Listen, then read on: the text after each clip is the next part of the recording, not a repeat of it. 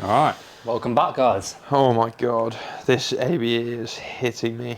I've run out of Monster now. Hitting me like a train. Jesus Christ. Even though we did 2 podcasts in the same day, we still start the podcast talking about energy drinks. Energy drinks, yeah. But yeah, what we're going to do guys is a big fat Q&A podcast. Nice.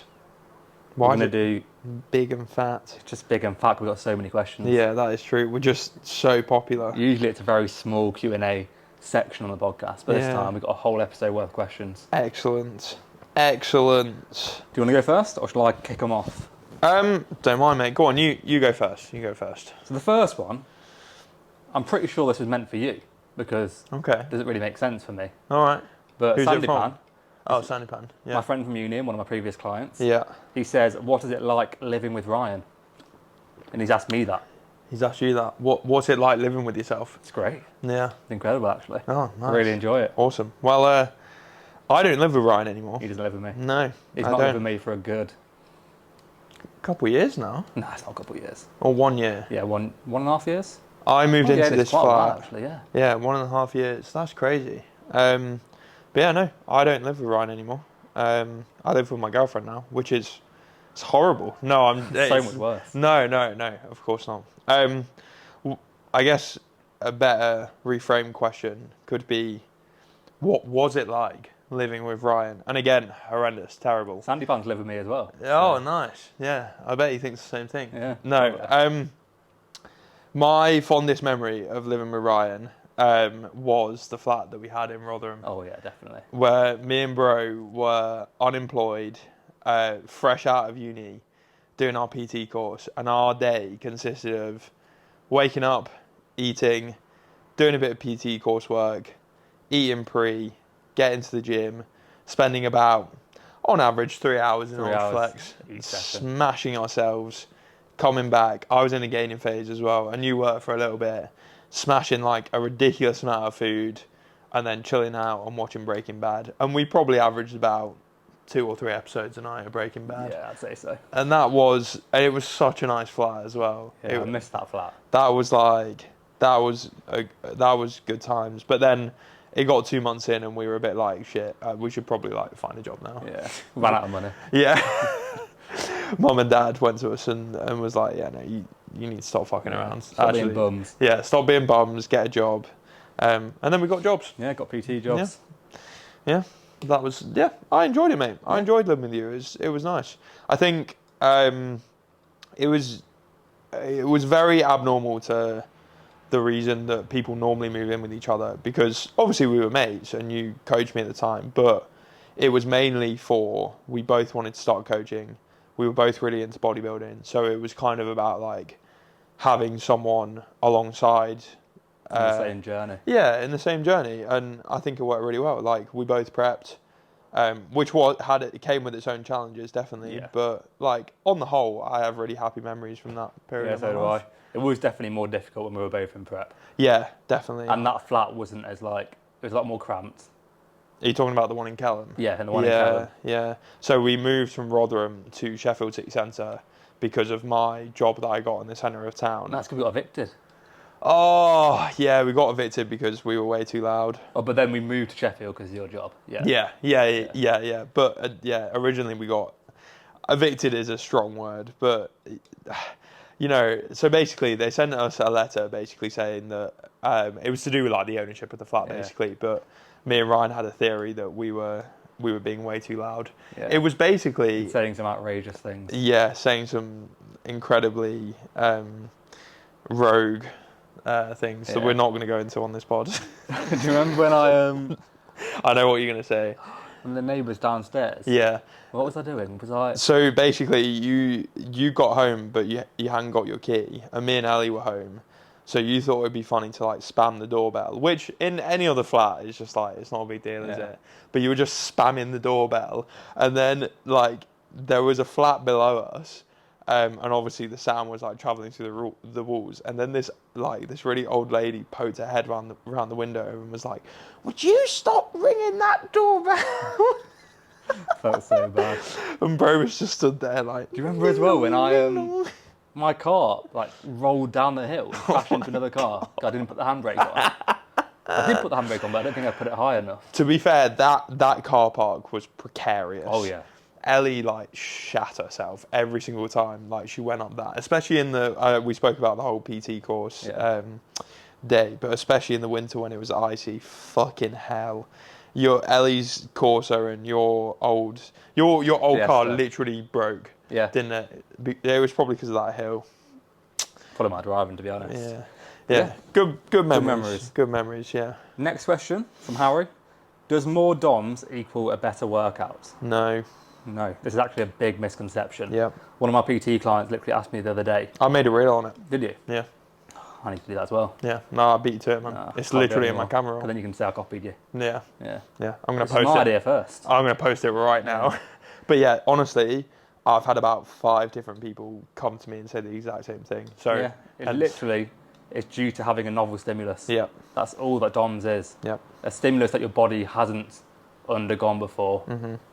That's simply what DOMS is, and that doesn't drive hypertrophy. It doesn't drive muscle growth. No, it's like it's the misconception that when you swap out a new movement in your program, it immediately feels better than the old movement, because after you're like, oh yeah, fucking hell, like my glutes are sore or like my arms are sore. Honestly, mainly a lot of the people that have come to me, it's been females talking about like glute DOMs. Yeah. And it's like, it's one of those where it's like, I think for guys it's abs as well. It's like, just because it's like a muscle group that you really want to grow, it doesn't mean that you should fixate on that soreness feeling. Because like you said, it's literally just novelty. It's when you put a new movement in your program. Battery died. We've been interrupted on 3 separate occasions. They won't notice, don't worry. Yeah.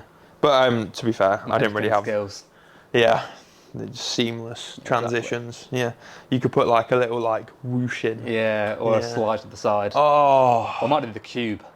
Oh, yeah. Cubes it round. Yeah. That'd be cool. And then I could do some like visuals like.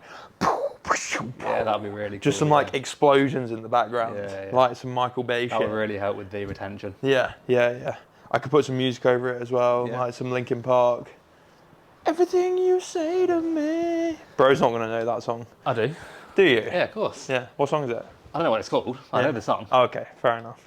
Do you listen to Linkin Park at all? But they used to play it all the time in Premiere. So really? Yeah. I know the Linkin Park songs. I fucking love Linkin Park.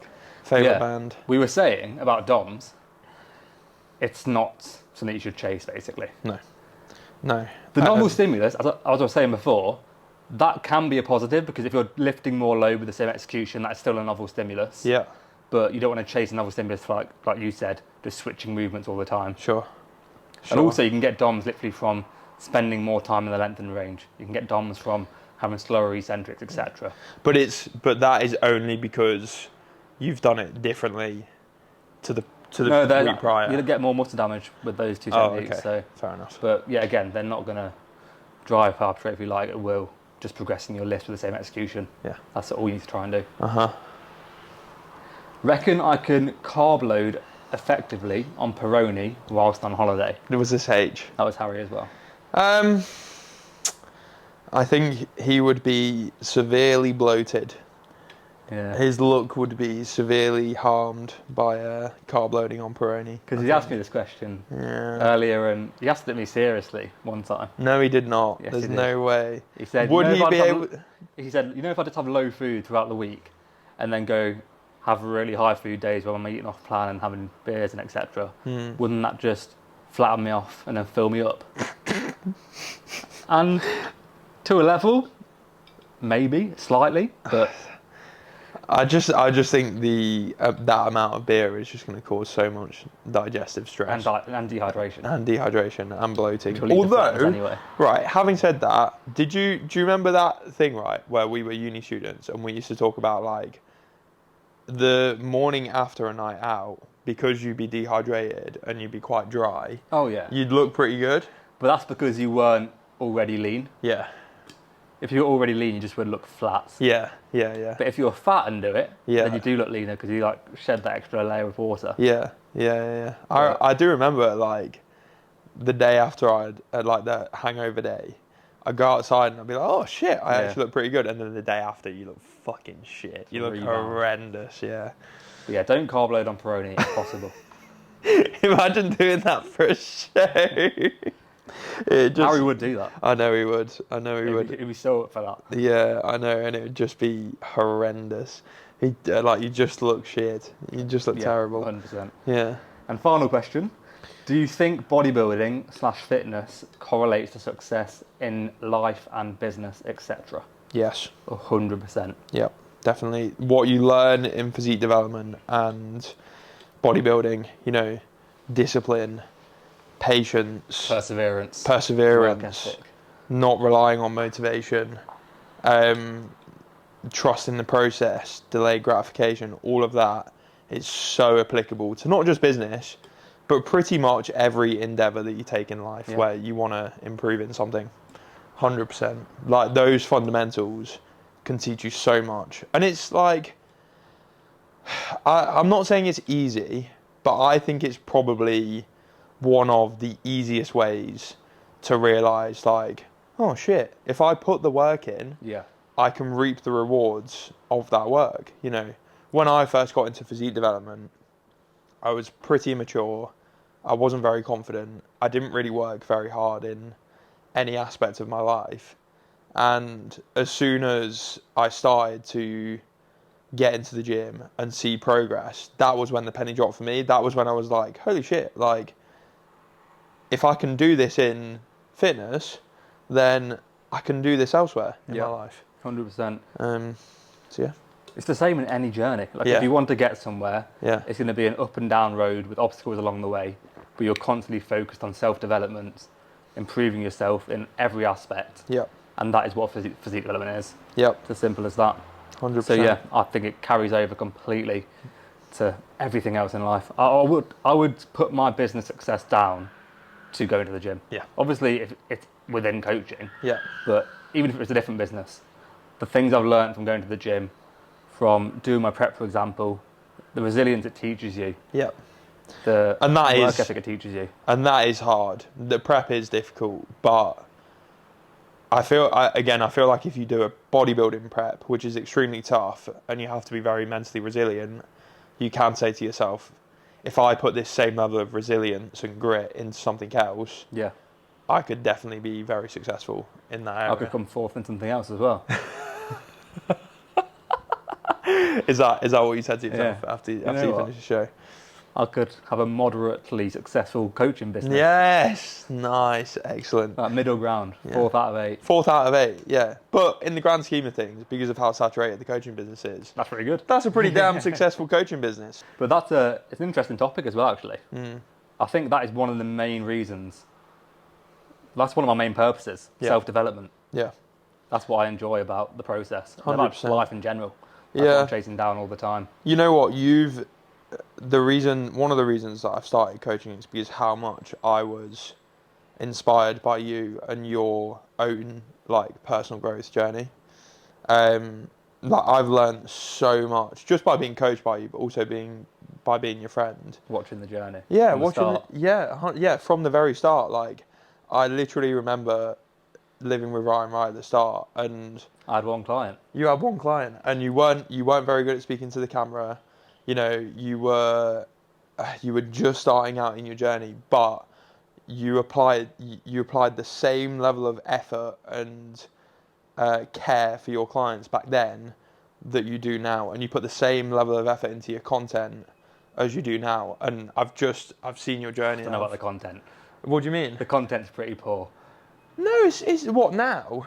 Yeah, I'm very inconsistent with content. That is my one downfall. No, but you're only inconsistent with content. Not one downfall. I have plenty of downfalls. But that's my one downfall from a coaching aspect. In business, yeah, but the reason that it's taken a bit of a hit is because you're so busy providing an amazing service. It's not because you can't be asked to do it. Yeah. It's because you literally physically can't find the time at the minute. And I think that's it is pretty cool that you've had a close view of the journey from the start to where it is now. Yeah. Literally from that first flat in Rotherham, 2022, up until now. That's pretty cool. Mate, that means a lot. And what I've learned is all it is just being relentless and working hard and just dedicating yourself to your craft. That's all it is. Learn from mistakes as well. Yeah. Like you'll make so many mistakes along the way. Yeah, 100%. I think I was speaking to Ellie about this the other night, and I think one of the biggest lessons that I've learned is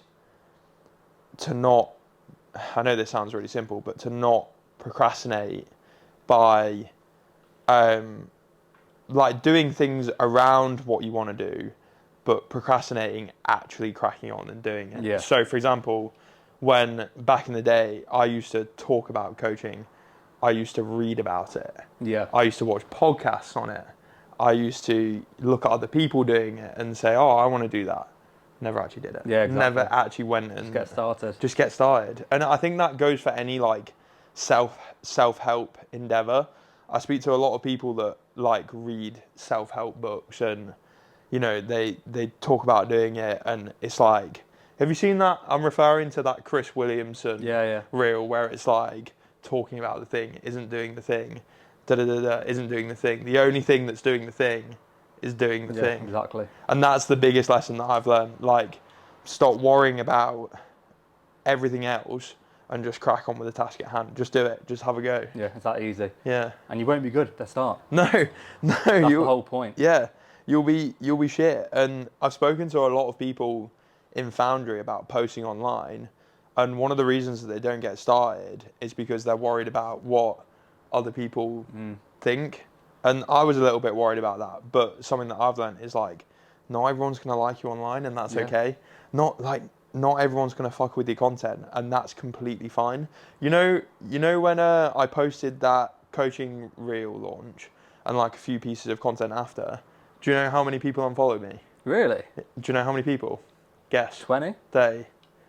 Wow. 30 people unfollowed me. Yeah. That's mental. And I initially it did bother me a bit. I was like, what have I done? Like why? But it's just like some people just are gonna look at your shit and think, dickhead, I'm gonna unfollow you. But who cares? If you put yourself out there and you show your personality, it's impossible for everyone to like you. But part of posting online is like accepting that and just continuing to do it. And also those people who do judge you for it, a lot of those people are just jealous that you have the courage to do it. Yeah, that's it. If someone's got enough going on in their own life and they're succeeding enough in their own life, they wouldn't judge other people. Yeah, 100%. Like, I had a guy message me about like my content, and he was saying like, how did you, like, you're so confident on camera? And I'm like, I'm not.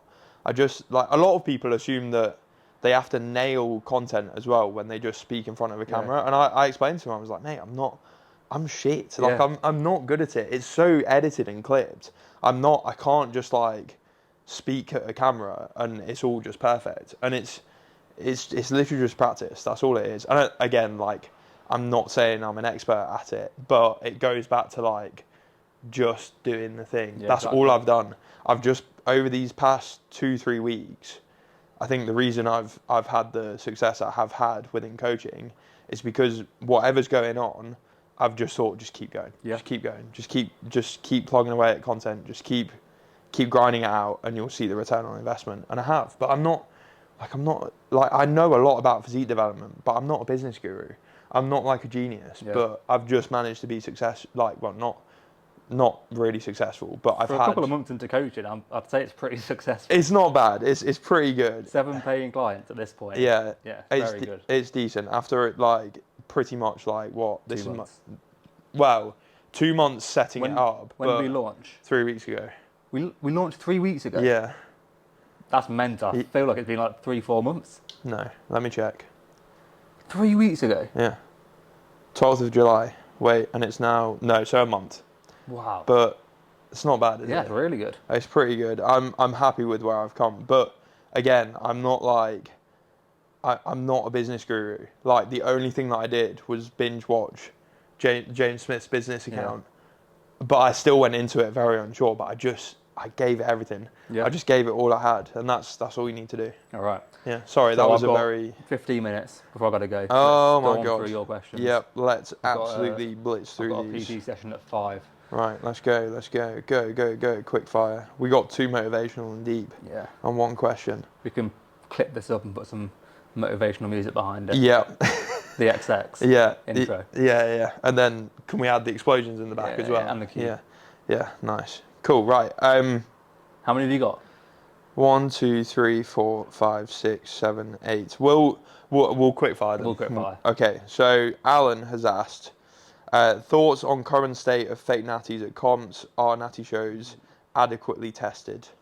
I've actually got a very controversial opinion here. Go on. So for people who don't know, there was a massive controversy in the natural bodybuilding industry when someone coached by AJ tested positive for a banned substance at a PCA show. Yeah. And because I've basically been invested in the UFC for a very long time, I know that ostarine often comes up within supplements, Right. within natural supplements that you're allowed to take, but they'll be mixed, and the way they're cooked in batches, etc. Right. It'll be mixed with some ostarine, and people get false positives because of that, because they're got micro amounts of ostarine in. That is mental. And I truly believe this Kieran guy. Yeah. I truly believe he's natural. Really? Yeah. Yeah. Because he's sent off the supplement for like testing, hasn't he sounds so honest. The way he's gone about it, you can tell by how upset he is and how much it's affected him. he? Yeah. It might be an unpopular opinion because most people just go at him, but Yeah. I honestly think he's natty. I think. Did you see that PCA post that basically blew up and you had everyone kind of like slaying him? I don't know. I feel like it's. I honestly don't know what to believe because obviously there's a lot of reason for him to play out for the camera because that is if he genuinely gets popped for that, that's his career in bodybuilding over. Yeah. So he's got a lot of reason to pay all this money for testing but having said that, he seemed very genuine and authentic over the camera. He did seem genuinely upset. So I don't know. It's just not a good look, is it? Like it's just. I can understand why people are so quick to assume like, yeah, he's definitely on like gear and he's definitely on ostarine, but yeah, I don't know. What he's asked like, are natty shows adequately tested? No. PCA have already popped 2 people for. Even then, if you really wanted to get around it, you could. 100% could. Yeah, definitely. They're only urine tests. Yeah, but then the thing is, that's the case for multiple other sports. Oh yeah, definitely. Yeah, but it depends what you mean by adequate. Like, is it a deterrence? Yeah. Yes, definitely. Yeah. Are the lie detectors a deterrence? Yes, definitely. Yeah, but it still definitely happens. It's still not adequate. But is there the money in natural shows to make it adequate? No. No. So it's a very difficult situation. Yeah, definitely, 100%. Okay, right. Argon has asked, would you look at adding volume to break through a plateau and when? I'm going to say no. Purely because if you're adding volume when you're trying to break through a plateau, that only means that you're going to be less likely to progress that lift or body part that you're trying to break through that plateau with. If anything, I think you should be looking to reduce volume. Yeah. And increase the quality of that work, aka try to increase performance. Because to be honest, in terms of like recovery modalities, if something isn't progressing and moving up and you're in a calorie surplus, your volume's probably too high. Yeah, it's literally that. I completely agree. Yeah. If your recovery capacity isn't matching the demand you're putting in, and that's leading to you not progressing, then adding volume doesn't make sense. It's only one very niche situation where I would add in volume is if it's a new movement that a client's not skilled at and they can't take it effectively to true muscular failure. Yeah. So let's say, for example, a client's just added in a hip hinge, they're learning the hip hinge, adding more sets on that movement so they can practice that movement, become more skilled at it, etc. Makes sense. And if they can get away with it from a recovery standpoint, then sound. But other than that, like, I think in that scenario, increasing frequency is a good shout. Like having multiple opportunities to like learn the skill of that movement is definitely a good shout, 100%. But and with that will come volume. Yes, true, exactly. Brendan has asked, would you recommend different calorie intake on a non-training day versus how much cal difference? So yeah, basically non-training day calories versus training calories. And I normally do, purely because on a non-training day, there's just less energy demand. So obviously being you're not training. I think people will be surprised at the amount of calories that you burn whilst you train. Especially if you're training hard, it can be quite demanding. I would probably also have a bit of differentiation between the macronutrients on a training day and a non-training day. And I'd probably have slightly more carbohydrates on the training day, especially kind of shuttled towards that pre and post workout window, just to make sure that you're getting in enough energy for your training session. Yeah, I think it completely depends on the person. Yeah. Usually, like the vast majority of cases, I will have some small difference. Mm-hmm. But for example, with you, there's a much bigger difference in training day and rest day calories. So I think at one point you had 5,000 training day, 3,800 rest day, something like that, like over 1,000 calorie difference. Yeah. But that's because your sessions were 3 hours long. You've got a lot of muscle mass. We want to have as much food as possible on those training days. Yeah. But then for someone else who's training for 45 minutes and let's say they don't need as much food on those training days to perform at their best, literally like 200, 300 calories difference. Sure. And what you kind of want is to be in an equal surplus on both of those days. So let's say, for example, on a training day, your maintenance is 2,600, and on a rest day, your maintenance is 2,200. Then you want to be in an equal surplus on both of those days, or an equal deficit if you're in a deficit. Sure. No, of course. Yeah, answered pretty well. Sorry, I'm racing through these. How long you got? Need to race through them. How long you got? 7 minutes. Okay. Oh, we'll be fine. Is training traps essential? And if so, what is the best exercise to do? So I've actually got quite good traps, you know. Mate, your trap's probably better Yeah. than mine. You know, my brother takes the piss out of my traps all the time. Oh, really? Yeah, it's more that it's more the pose, like the crab pose. Yeah. Like my traps. Oh, Don't I can't do that. But that's more about like having. That's Winging like scapulas. Yeah, having like a winged scapula. But I would say, obviously, nothing is essential to train. You don't have to train anything, but I would say traps are a pretty big part of your upper back. And I think a lot of people assume that you can only train traps through like elevation of the shoulders, but you train traps through doing like upper back movements. Yeah, training your traps is essential. Yeah. But isolating your traps isn't essential. Yes, exactly that. So doing like you mentioned, like doing shrugs isn't essential. I don't really program shrugs. Hardly ever, unless someone's got like actually weak upper traps. Yeah. The vast majority of the time, you're going to get more than enough through rowing. Bit of a rogue take here as well, but don't you think for the vast majority of people who just kind of want like an aesthetic physique, having like really big upper traps doesn't really contribute to like a nice physique? I think it depends. Yeah. Like a lot of I've got a skinny neck. Yeah. So I need a bit of trap to flow. Yeah. Flow my head down into my shoulders. Oh, so like the It's really important having that flow. Yeah, so important, man. Yeah, when we get a competitive climb, we talk about like flow from the neck into the head. Yeah, 100%. Neckzilla, the reason why he's not winning shows is because the flow is just awful. It's off. Yeah. It's really off. Neck's too big. See, I think it's a bit of a rogue take, but I honestly I don't think it really adds much to like the front, unless you're a bodybuilder and you want to look like as big and as mountainous as possible. But like, for someone who just kind of wants like a decent physique, no.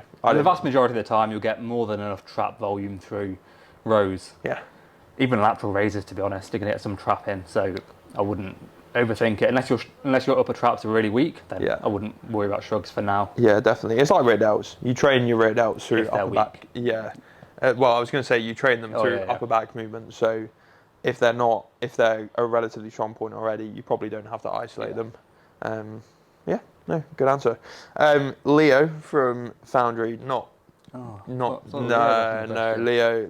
doesn't ask questions on this pod anymore. He watches us though, so. Yeah, it's because he's a rival pod. Yeah, exactly. Yeah, fuck that podcast. No, I'm joking.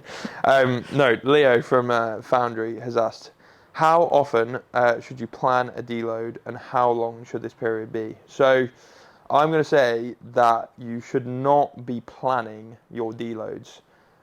Instead of planning them and programming them, it should be a reactive decision based upon recovery markers. So, say if your sleep's getting worse, your training performance has stalled or even regressing, you take a crash in appetite, your motivation for training dips, any of those reasons, then that's when you should kind of consider a deload or devolume. So difference between deload and devolume is deload is just like a complete period of time where you're just not training at all. And normally for most people, I'd say between 3 and 5 sessions. So you're looking at probably like between 5 and 7 days off. Yeah. And then devolume sessions are essentially where you still go and train, but you half your volume. You take no 50-50 reps. No intensifiers. And no intensifiers, yeah. And then just, you always say to me, like, no caffeine and try not to hype yourself up before sets. Chill. In and out, basically. Yeah, no Linkin Park. Yeah, no Linkin Park. Oh, damn. Only chill music. You should say that. Yeah. But yeah, in terms of like application for one or the other, I think if you're really, really battered, I'd say deload. Deload followed by devolume is a really good option. Yeah, but then if, I don't know, I would say you should probably devolume more frequently than you should deload. Yeah. But again, don't pre-program it and preempt it. Yeah, the only time I would plan it is if you've got a holiday coming up. Mm-hmm. So you know, okay, there's a period of time there where I can't train at my best, so I might as well have a deload in that time period. Yeah. Or I really like having a deload before the start of the next phase. Yeah. So if someone's going into a dieting phase or going into a gaining phase, starting that next phase really fresh works really well. Yeah. So that's the only time I plan it, basically. Definitely. Psychologically as well, it kind of gives them, it's like almost like a reward for completing that phase. We can push as hard as possible until that week. Exactly. And then time off. Exactly, 100%. We got 2 more. How are you doing? We're good. So Ellie has asked, feeling comfortable being on holiday whilst in a gaining phase. This is relevant to me because I'm at the back end of my gaining phase. I have little to no abdominal definition, and I've been feeling pretty self-conscious lately about, mate, I'm 250 and I'm going away. And right, the way that I'm approaching it is I have dieted for a fair few holidays in the past, and I've wanted to nail the phase after that holiday or during the holiday. Which has basically meant that whilst I've been on the holiday, I've been really restrictive in terms of eating out, having a good time, drinking, doing whatever. So this year, I've decided to go away the opposite end of the spectrum. So I think in terms of like enjoying myself and like eating whatever, it's going to be great. Yeah. But then obviously I'm not going to be feeling great about myself by the pool. But realistically, like I don't think anyone's going to care, are they? You look better than 99% of people anyway. So yeah, I don't know. I don't look great at the minute. Compared to the normal population, of course you will. Yeah, true. But also, you truly know what you can look like if you want to do. Yeah.